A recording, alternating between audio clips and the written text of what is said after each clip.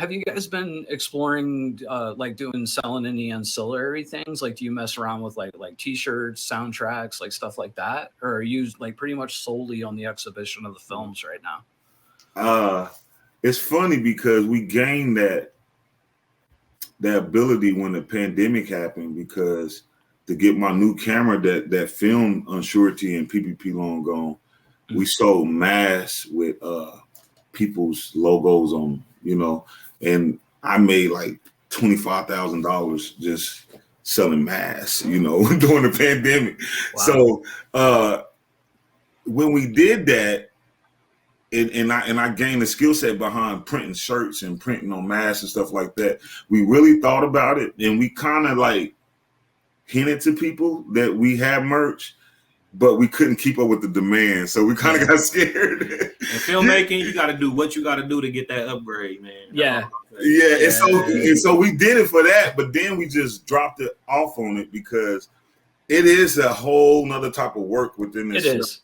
And it's just the demand was too high, and it was like, either we're gonna shoot movies or do t-shirts now.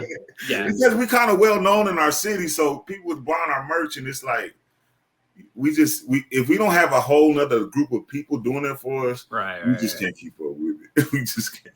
Yeah, no, I've been in the same thing. I've tried to dip my toes in it a few times, and every time you just get swamped, and then you're like, I can't do it. Or you try to do the what do they call them, like where they created on demand, but you don't make no money off of them. You end up. I ended up because I was just ignorant. I set up one of those stores and I didn't really read the fine print, and I ended up owing money.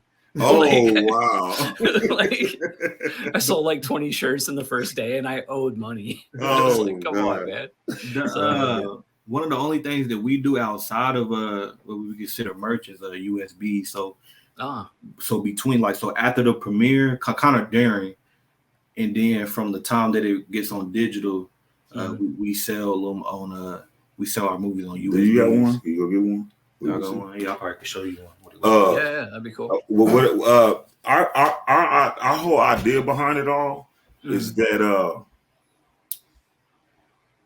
TVs come with these USB ports where you don't need no DVD player, you don't need anything but just the USB. Yeah. And then we learned how you can actually lock it on there. So it looks like a Blu-ray. And then open it up. And then you got, just like a Blu-ray, but when you open it up, it's a USB. I have not seen that. That's really cool. So also in contracts, they don't, because it's not even heard of in filmmaking, they don't have that, like you can't. Yeah, so you can just kind of do it on the side, right, on top of whatever. Yeah, until it get on stream, because it only benefits until it gets on streaming. I got you. But it's that dead time where, it take a month to 2 months to get on streaming. Because we were the last 4 years we premiered our movie at the AMC in the Regal Theater, Warren Wheeler Theater. So what ended up happening is, we always sold out. So we had like 500 people come to the premiere, but then you have like another 200 to 300 people that couldn't come because we only had 2 showings. Right. And we kind of was pressured, and we were like, we're not doing no Blu-rays or no, because in the contracts you can't. So we kind of got, this idea came from being kind of harassed and muscled by the audience. So I didn't put it on USB for you. With USB it's not in there, and then it plugs into your TV, computer, game system, or even Blu-ray player. You know what I'm saying? And it just plays the movie. I don't know why Hollywood ain't got on this. They're trying to just, keep the DVDs as much as they can, but this is definitely because you can do a lot with the USB. You can put behind scenes, everything that you put on a disc, you can put on this, and more, cheaper, and it's more profitable. And now, it's kind of like we're going backwards, like with AVOD. Now you're back to the intangible of having, something like this, but. Yeah, man. Yeah, I preach to my son all the time. Like when I grew up, I'm 43. I used to love being able to go to the store and have some physical or tangible device. His generation don't know nothing about this. So I said, like, here in the future, we want to get into distribution. Yeah. That's why we got all the relationships with all the filmmakers across the country. This will work when you get a name. because you're able to do that in between that time of basically like DVD. It's like a window. It's a short window. It's a window. It'll only be limited, but you can sell as many, and it's real profitable, just like CDs was.